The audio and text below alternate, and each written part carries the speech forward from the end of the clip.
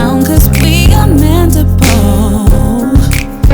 'Cause when you're with me, then I know it's where I'm supposed to be, where you can feel free. You'll never know how much you mean to me, my family. The type of work that we do depends on many different factors. What we're passionate about, what we're good at, what opportunities are presented to us.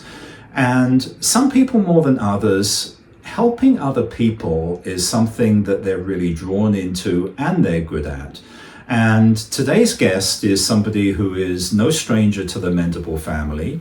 She is Joynettie. So Joynettie, hello, thank you for joining me today. Great to see you. Thank you. Thank you for having me, David. And Joynettie is many things and has done many things in her life. She is an inspirational speaker, and through motivational talks and workshops, she helps people fulfill their full potential. She's a children's author, and she's also a mental health advocate and believes very much, as I do, in breaking down the stigma associated to mental health. She's also worked quite significantly in medical services and worked also as a trauma coach. So, Joynettie, many things that we can talk about here, but my first question to you is, have you always been drawn towards helping other people, and is that something that is just a part of who you are? Yes, it is actually, David. Thank you for that question. So I'm going to say yes. Always have been drawn to helping others. When I decided to take a trade after school, that was the very first thing I thought of. I'd love to help people. So this is how I got into the medical field. And I joined a medical assistant program where I started to work as a medical assistant. And I did that for about 15 plus years, because I actually am still doing it, but just in a different setting. Now it's just with mental health. So, but I've had worked alongside with many different doctors, many different specialties. So it was something that I always had in my heart to do. Yes. Okay. And you've got, it seems like, many things going on right now, because you do have a job, you do have what some people will call a day job in the mental health world, and something that I know have been successful at. But you also have these other things going on. So would you tell us a little bit about the workshops and the inspirational speaking that you do, and how do you do that, and what are the sort of things you do there? Yes, absolutely.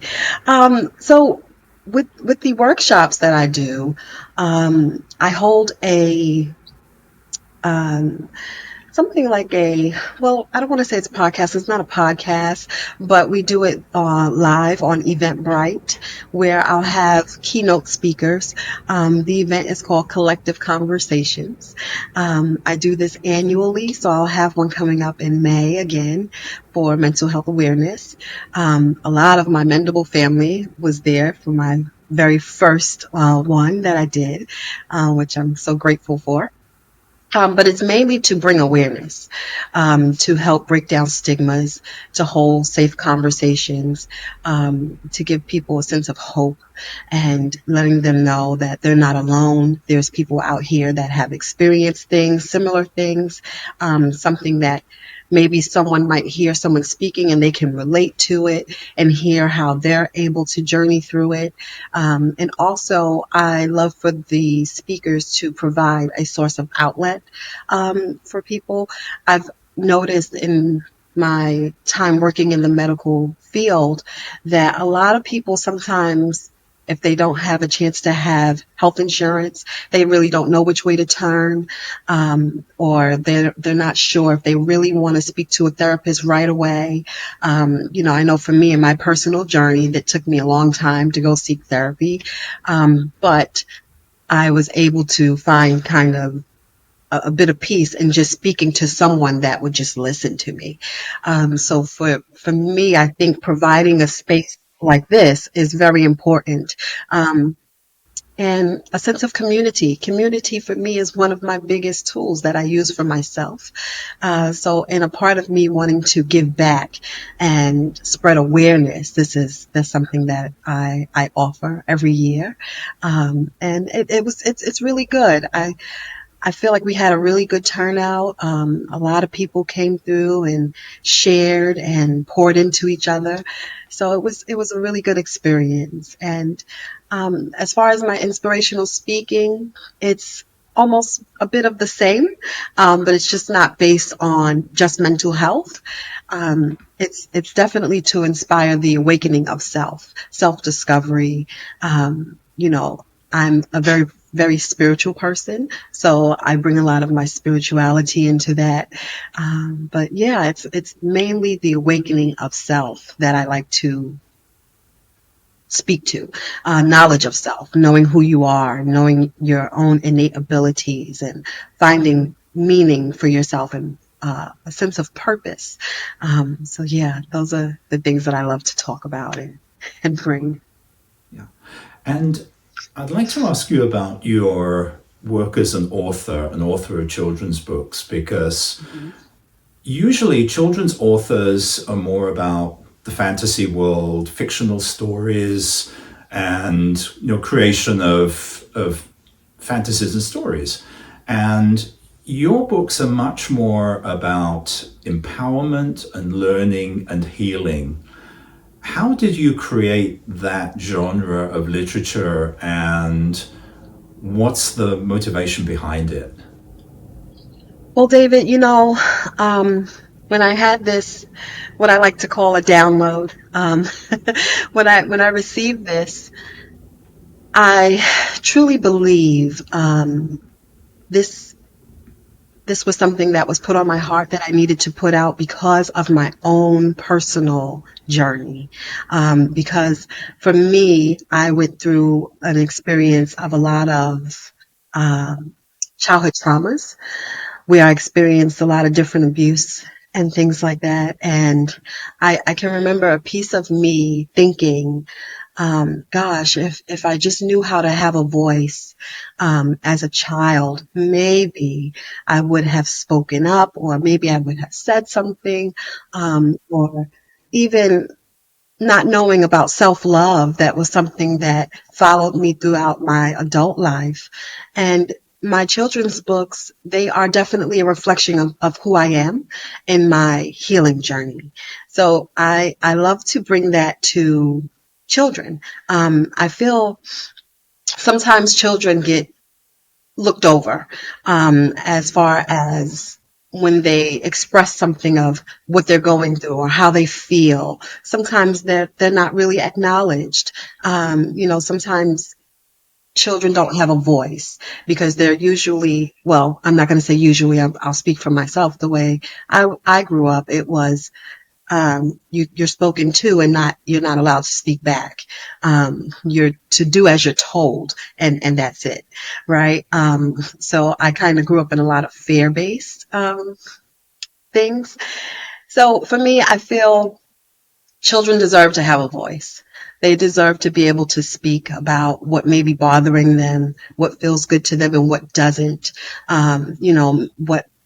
Whatever kind of mental things that may be going on. I don't feel like it should be hidden until we become adults. And then now we're struggling with trying to figure out what maybe happened in our childhood that is bringing about these issues and things that's going on in adult life. So they're definitely a reflection of me in my healing journey. So um, I think that creativity and imagination is very, very important. I also believe in self-empowerment, knowing that self-love is okay, knowing that you can love yourself and be totally okay with who you are, no matter what you look like, where you're from, what size or color that you are, it doesn't matter. And that I think sometimes especially now where we have social media telling us who we are. When we don't know who we are, we can definitely easily be swayed to someone telling you who you are. And for children, I think it's so important for them to know who they are as a child growing up and just knowing all about themselves. Um, it's very, very easy to be persuaded today, and I think that self-discovery is very important.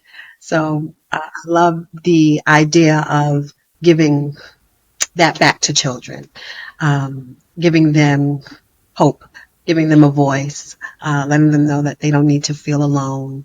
So I think that that's very important. I think one of the things there that you're mentioning that really does resonate with me is validation, because it's very easy as a child or as a young person to feel alone, to feel that whatever it is I'm feeling is wrong, it's bad, and sometimes it can be something that is not even of our own making, and to just have that validation that it's okay to feel that way can Yes. really go a long way to empower people. So great that you've put that sort of message out there. And can I ask, how many books have you written? So, for children's books, I have them on Amazon.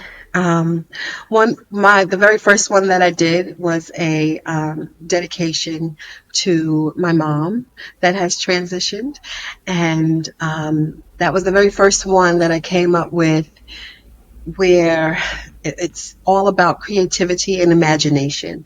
I think imagination is such a powerful thing to have, and we're kind of told you can't have imagination in your adult life, right? It's like kind of like, oh, that's childish, you know.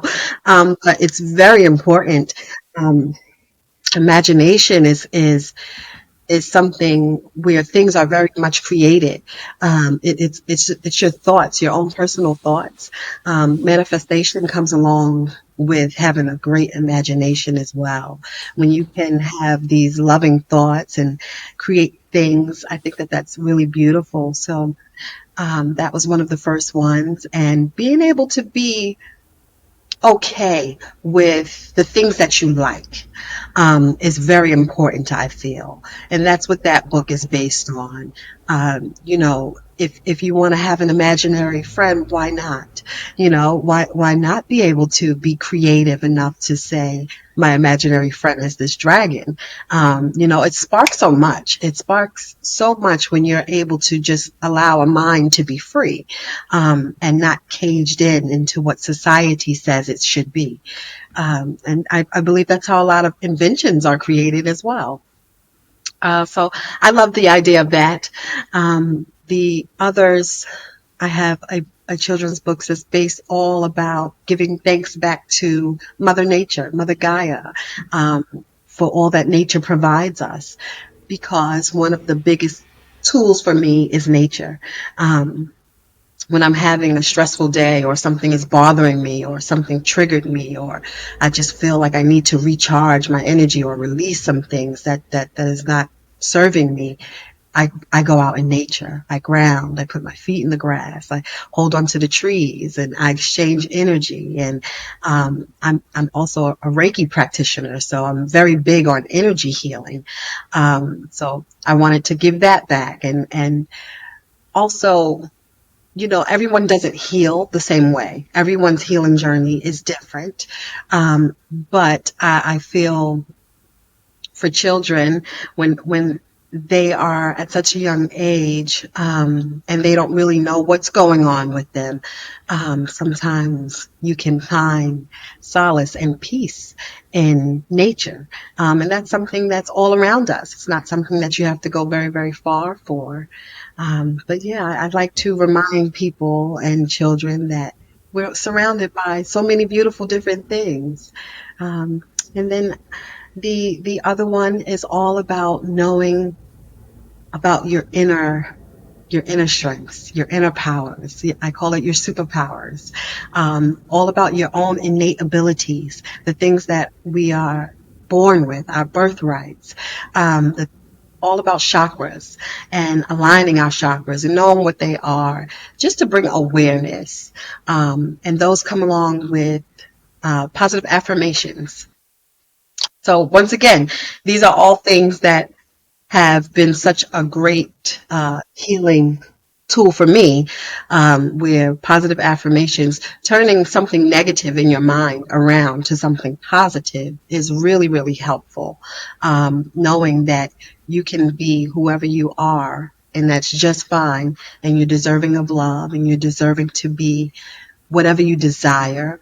I think that that's important, to know that self-love is just really great, and how we build resilience from the things that we experience. And so I'm big on all of those things.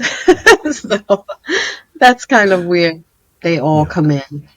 All very important things. And sometimes another thing you touched on there is the societal impact and the fact that society tells us that certain things are right and certain things are wrong. But really, what's right for me is what's right for me, and what's right for you That's is right. what's right for you. There is no right or wrong in so many of these things. So anyway, I'd like, Joynettie, I'd really like to also refer back to something you mentioned here is your journey, your personal journey. I know that you did work for some time as a trauma coach, and you've given some indication that you've had some trauma in your childhood. And the interesting thing is that many people that go into mental health services as the profession have often experienced their own side of trauma and things going on in their life. Would you just tell us a little about some of the things you went through and what might have then developed into that journey to trauma coaching and helping others? Oh yes, absolutely. So I'll mention where it kind of started. I was married, and I have a son. My son now is 21 years old. And, we had a part of our lives where everything kind of took a shift and kind of took a turn, where I relocated from New York and I moved down to North Carolina. Me and his dad separated, and I was kind of in a space of where I wasn't completely alone. I do have a best friend and her family there, which I definitely consider my family. But I think, from looking back at it now, is that I was in a space of where I really got the chance to see me. And when I really got the chance to see me, and that I was just living in what I call survival mode, and had no idea who I was or what I wanted in life or what I was going to do with myself, it really took me into a state of deep depression, where I was very, very depressed, and I had severe anxiety. I was having anxiety attacks, and I was going back and forth to the hospital thinking I was having heart attacks because I was having pains in my chest and my arms, and they just kept telling me, well, you have an anxiety attack, and do you see a therapist? And I'm just thinking like, no, I don't need a therapist. Why do I need to, like what, this is not making sense to me, basically. And then it got really bad. It got really bad because I kept refusing to do something about it, to the point where I was so severely depressed, I wasn't going out the house. I would just wake up and cry. And I didn't understand what was going on. So my medical side of me, even though I denied it for so long, I said, I need to go get some help. I need to go do something before it gets too severe to where I just can't function at all. And that's what I did. I went and I got a therapist. And David, the one thing that I always share that she said to me, that stays with me throughout everything, and it meant so much to me, and it was so simple, but it was so that I was not aware of it. She looked at me as we were talking, and she said, "So why do you think you don't matter?"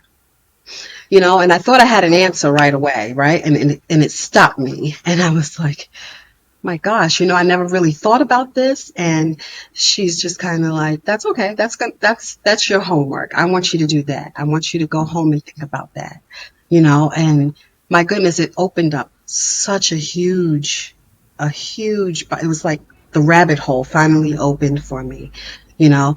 And the next time I saw her, I started to discuss more with her. Then things from my childhood opened up.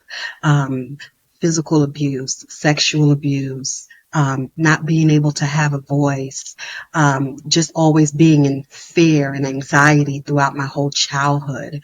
It was so much that I had buried and so much that I kind of put in the back of my mind that I never got help for, that now was resurfacing in my adult life, that I needed to now focus on and get help for. And things just started to reveal, and layers started to just peel back. And that's kind of what got me into my healing journey. And on that journey, my gosh, I met so many wonderful people. So many things aligned for me. I had a lot of hypnotherapy sessions going back into doing subconscious work on my childhood traumas and things like that, and just aligning myself with a lot of the tools that I use today. I learned meditation and different types of meditation, and just how to get my mind into peace. And that was really big for me. So as I journeyed through this, something in me, once again, that piece of me wanting to give back and help people was just kind of like, why keep this all a secret? I want to share it. Why not give back to someone that may be struggling with the same exact things that I'm struggling with?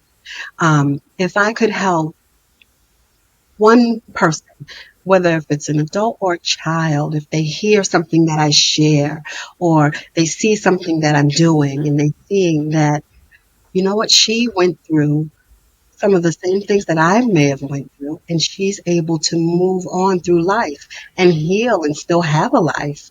Um, you know, that was really big for me, because I felt as if, gosh, I wish I could have had some guidance like that as a child, or even as a teenager, or any type of guidance. To me, I feel is huge. But I also realized that I connect more to, like, therapy was great for me, right? It really did help me. But I realized that I connect more to exchanging with everyday people and sharing testimony and having a strong community of friends and loved ones, that really helps me. And I really wanted to give that back. So that's definitely how I became a trauma coach, where I decided, let's speak about trauma. Let's not make this something where you should be ashamed that you've had a trauma in your life, because ultimately, what I think people don't realize, and what I think people don't know, is that they're not alone, and that no one has this perfect, like, ideal life, that doesn't exist, right? Everybody experiences something, no matter what it is. And when people realize that, I think that kind of brings humanity together, where you feel human again. You don't feel like it's got to just be me and I'm ashamed. And then people go through the phase of thinking that it's their fault that this happened to them, and that it's something wrong with them because they feel this way, or, so I definitely wanted to break those stigmas, and help break those stigmas. If I can be a part of that's what I'm all about. Um, but I also realized the energy of sitting in trauma wasn't for me. I loved doing the trauma coaching, but what I love even more is what's after that. Helping people move through that is what really, really touches my heart. So that's kind of exactly how I got there. And what do you say about sharing and opening up and talking about things and supporting others? That's absolutely the mission of Mendable. So, how did you find Mendable? Oh, yes. um, Gosh, I love Mendable so much. Um, so we know Ella. Um, Ella held a space in Mendable, I'm sorry, in Clubhouse for guided meditations. And one day she told me that she needed to go into the Mendable room, that it was time for her to go into Mendable. And she kind of said, well, you can join if you'd like, you know. And I went in and I sat down in the audience and I listened and I was just kind of like, wow, this is awesome. You know, I want to go up on stage and share and, you know, and things like that. And it was right around the time my mom transitioned, which was is a huge grief for me. I have a lot of family members that have passed on, but for my mom, that was just something that was so traumatic for me because she passed during COVID, um, and it was something very unexpected and traumatic, of course. And the the love that I felt in that space, hearing people pour into each other and share so vulnerably and be able to just release something that they were going through and feeling, I gravitated towards it immediately. You know, and then as I was there, I would sit there for a long time sometimes and just not say anything. And just be there because being in that energy and hearing testimony, you know, what I've learned from Mendable is that testimony really does heal. And then when you feel the love that is poured into someone else, my gosh, it really touches my heart. It really touches my soul. You know, and I really do love that. So, so for me, Mendable, um, it's not just a space that I stumbled across. It became a part of my lifestyle, my healing journey. It became something that I was like, I don't care what I'm doing on a Monday and a Thursday, I need to be in Mendable. You know, and it really is a big tool for me. And I'm so grateful and so honored and blessed that I was able to be guided there. And today, this is the only place I kind of go into is Ella's meditation rooms and Mendable. That's it. So that's how I became into knowing all about Mendable and Yeah, I love welcoming hearing me off everybody's and on. stories about how they find Mendable and what it does for them. And this is actually episode 10 of these Mhm. podcasts that I've done. And number 2 was one that I did with Corey. And we were both talking to each other. It was more of a conversation about what does Mendable mean to us? How did we find it? And we both gave a shout out to a couple of people. And when I asked Corey, who would you like to give a shout out to, we all gave one man and one woman. So he chose Jahan as the man, and for the woman, he chose yourself. And so let's just listen to what Corey had to say about you. The lady that I would name would be Joynettie. Joynettie is one of the ladies that came through the room probably in the last year and a half or so, but such a sweet individual. Voice and tone will put you to sleep if you're worried and have anxiety. You listen, it's so peaceful the way she comes across. Her voice and her tone is just something about it to where she can send energy to you just through her voice, calming energy. And she's a sweetheart as well. So I definitely would like to acknowledge Joy Nettie as well. And Ella, I'll sneak you in there too. So Joynettie, Corey's a big fan.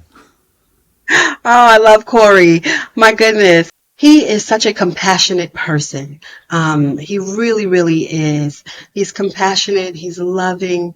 He is someone that has the capability of really allowing you to have grace with yourself. I truly love Corey. I really do. All that he stands for, he's amazing. He gives back to his community. He checks on all of us. So you see, anybody that has not been in the Mendable Room, this is a reason to come in, because you will feel that love and caring and support for everybody, and it's across the board. It really is. So, Joynettie, before we wrap up here, just one last question for you. I know that you're a huge mental health advocate. You believe in breaking down the stigma. When I look back on where we've come and how far we've come in the last 20, 30 years or so, and the progress that's been made to breaking down that stigma and recognizing that mental illness is real and it's something that really deserves a lot of focus. What are the things that you would like to see happen? What are the things that are important to you to make that change? More conversations like this. I feel this is where the magic happens. When we can have real conversation, when we can be vulnerable with each other with no judgment or discrimination. These are powerful conversations. People are more drawn to a real life testimony, full of vulnerability, than just a script or something they've read out of a book or a manual, because life is lifing, as we say, right? And so many people feel alone in life. And when we have these conversations, this is what helps break down the stigmas. And this is what helps someone say, you know what? I can relate to this. This is very familiar for me. You allow someone to be comfortable with sharing, knowing that they're not going to be judged. Allowing someone to just have an ear, to be able to speak about whatever it is that they need to speak about, and they know someone is there to listen. That for me is powerful. So having more open conversations, I believe, helps break down stigmas. When when I heard that Mendable was first created for men's mental health, I thought, wow, how beautiful is that? Because firstly, I have a son, but I also have a lot of men in my family. I have a lot of brothers and male cousins and things like that. And I've seen the effect of men aren't supposed to cry. Men aren't supposed to feel. You're supposed to be macho and you're not supposed to have emotion and things like that's so wrong. And it's very, very hard, for men to kind of open up and be able to be vulnerable. But when they see that they have such a strong community having their backs and willing to say, it's okay, come share your heart. We're here for you. I think that that's beautiful. And now Mendable is so open. It's open to anyone that's willing to come and share and have a sense of support. And so I think things like this is what's very, very important. Real life conversations. I love the idea of people going to seek therapy and things like that and making sure they're, seeking medical help and things like that. But I love the idea of also having this, as a tool. So more open conversations where people can find hope and support. I love the idea of that. Yeah, absolutely. I want to do many more of these. And so thank you for your time today, for sharing your experiences, sharing your wisdom. You definitely have a lot of words of wisdom. And I would encourage anybody, even if you don't have kids, maybe buy Joynettie's books and take a look at them. I'm definitely going to do so myself. Oh, thank you. So anyway, Thanks good so luck, much. Joynettie. Thanks for being here, and we'll see you soon, I hope. Thank you. Thank you so much, David. I love my whole Mendable family. I'm very, very thankful for this. Thank you so much.